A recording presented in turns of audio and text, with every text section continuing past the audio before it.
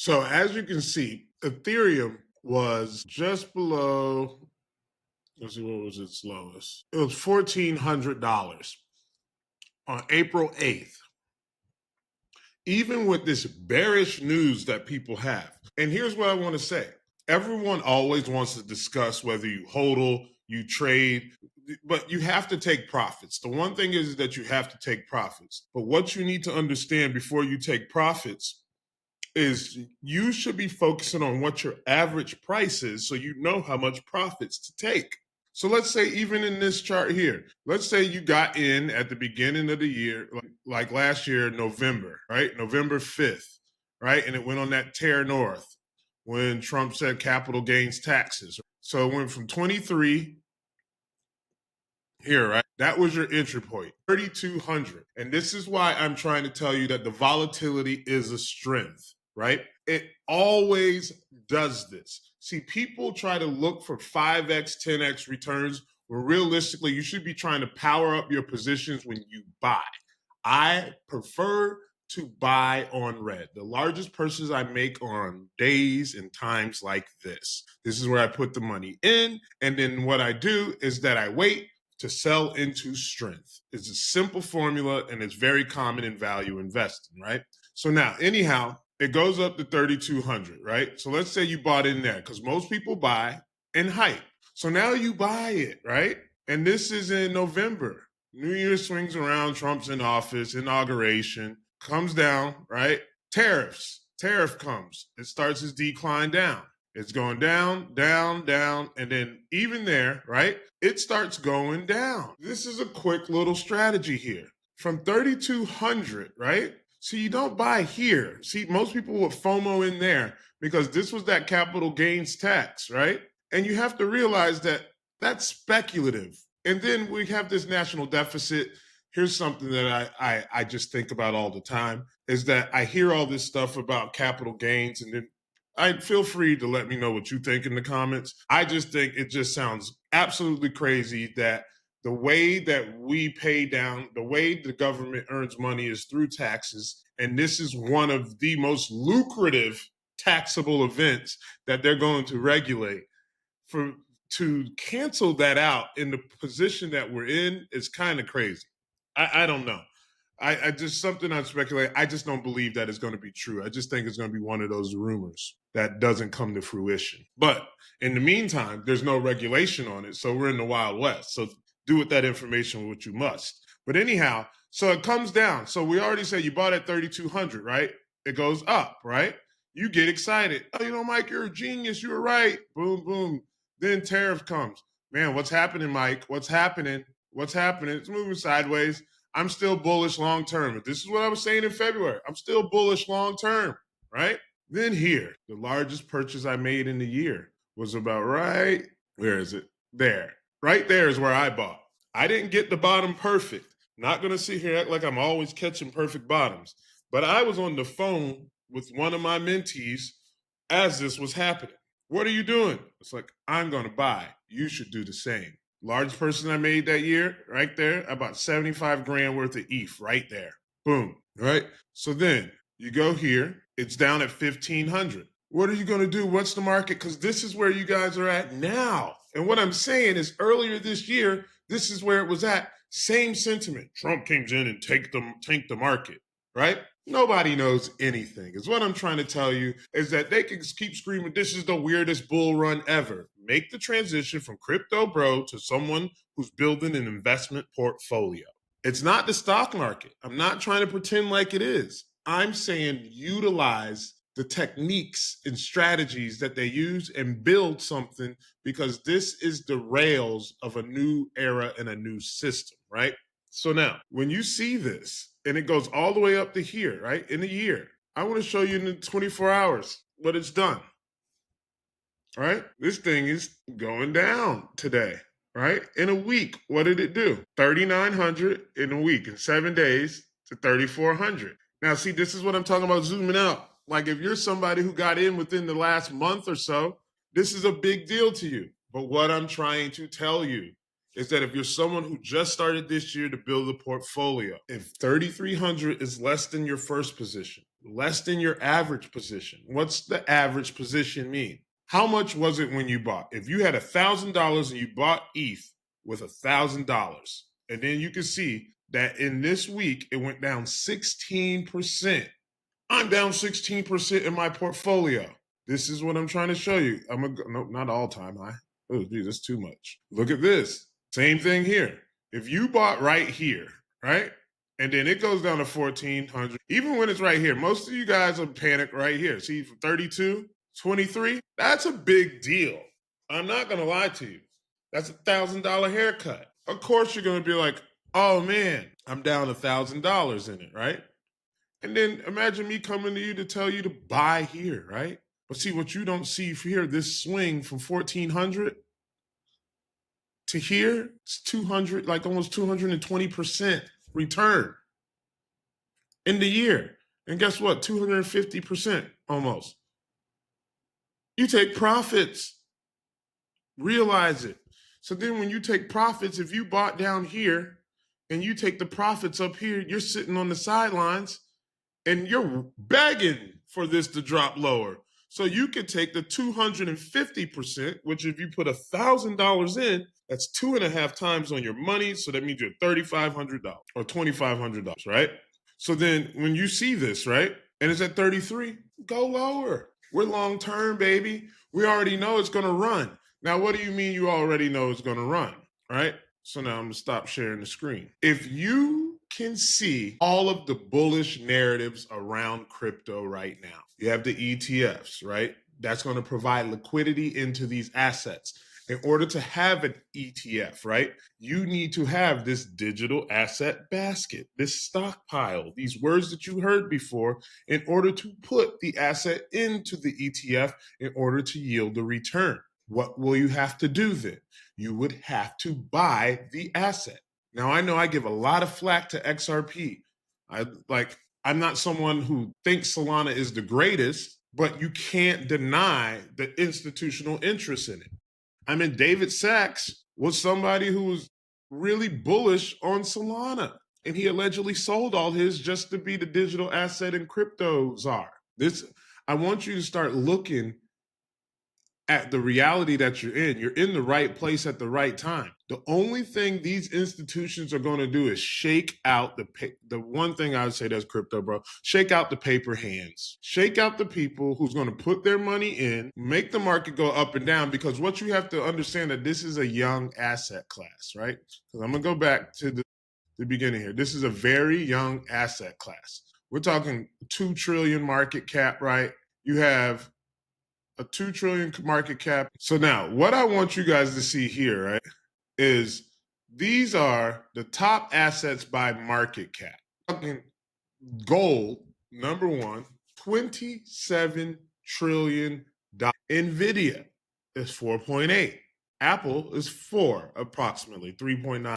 Microsoft is 3.8. Alphabet, then you got silver at 2.6 trillion. What's crazy about silver is Bitcoin is on its heels. Bitcoin is more valuable than oil. Saudi Aramco is an oil. See, it's bigger than Facebook. This is still young, though. We're talking about you don't need Bitcoin to be $27 trillion. What you do want is Bitcoin to be about 20% of gold, which can easily happen. What's 20% of 20 is what 4%, right? So that's double the money, 200 Bitcoin, right? And that's why they're saying at the end of the year, it can double, get 4 trillion, just double the 4 trillion and then you will have it. See, and I want you to see how young, there's no other asset classes in this realm in crypto. It's just Bitcoin, right? And then see, Ethereum slides in at 34. That's the second ranked cryptocurrency by market cap. Ethereum is 34. I want you to start looking at how big of a deal this is. I think Coinbase is going to sneak its way into the top, the big 4 banks. With all of this regulation and crypto regulation, it's something that I believe that's truly going to happen. And before I get out of here, I want to show you guys this last thing, right?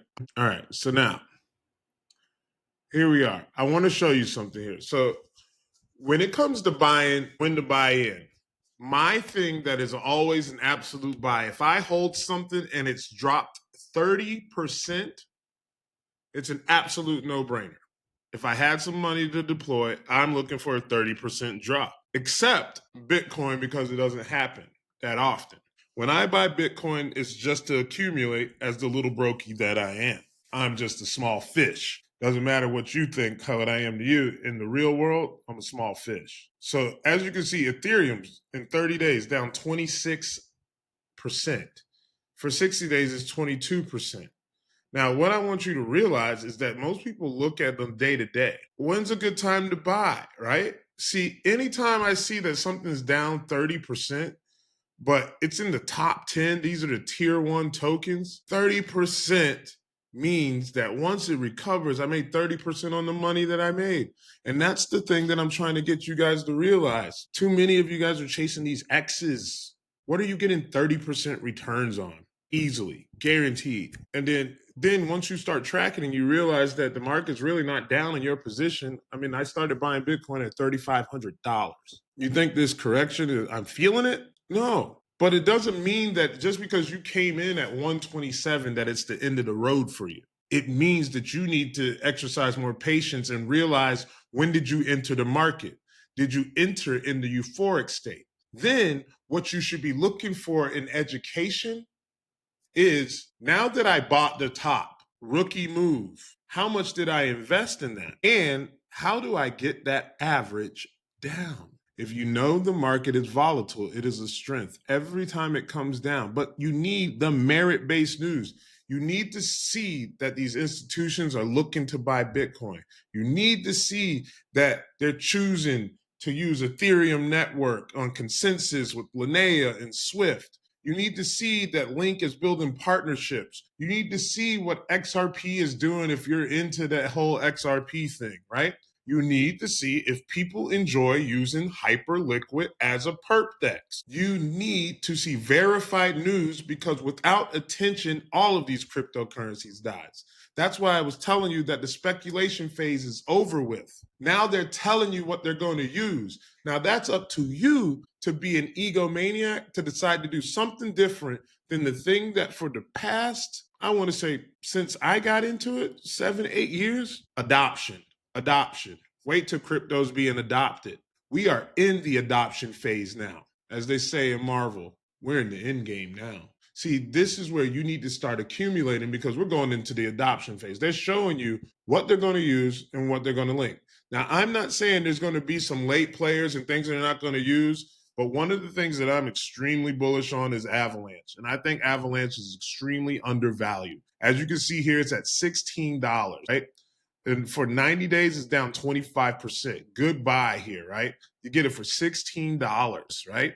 Just think about this. To get 100% return on that, this market cap only has to go to $14 billion to get 100% return on Avalanche. And why is it important? I'll tell you why. And I do this all the time. I show people this all the time. Let me move this over real quick.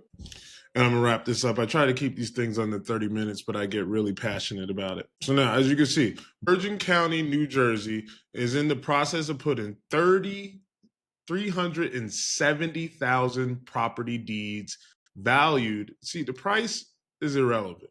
That's how much assets is going to be tokenized on these things, right? On the Avalanche blockchain over the next 5 years. So over the next 5 years, from 2025, by 2030, they will have 370,000 property deeds on chain.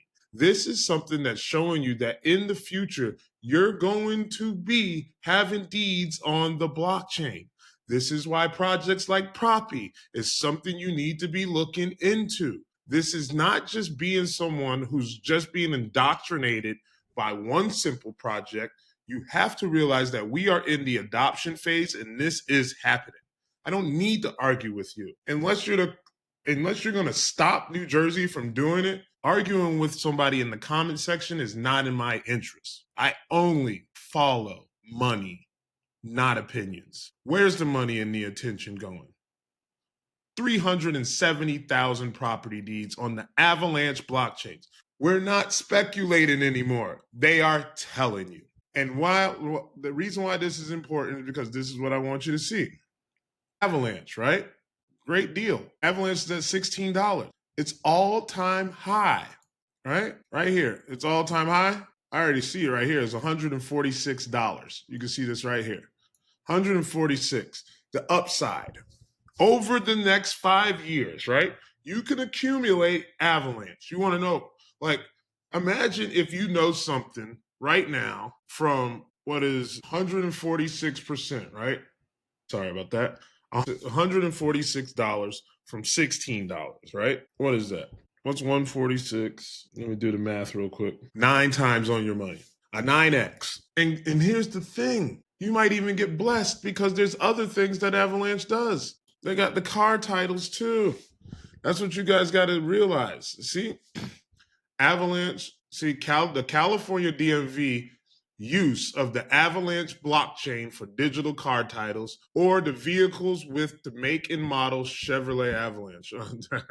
So anyways, we're going to go to the first one. That's actually pretty funny. So let's go here. Let's just go to the AVAX network. California DMV makes history, digitizes 42 million car titles on the Avalanche blockchain, right? Oxhead Alpha announced today large-scale implementation for California's Department of Motor Vehicles on Avalanche, successfully digitizing 42 million car titles as part of an ongoing effort by the state to modernize the title transfer process for California drivers and DMV representatives. Together, the 3 partners are building a DMV-run blockchain to stream the vehicle title transfer experience for California's 39 million plus residents, right? What's the significance of this, right?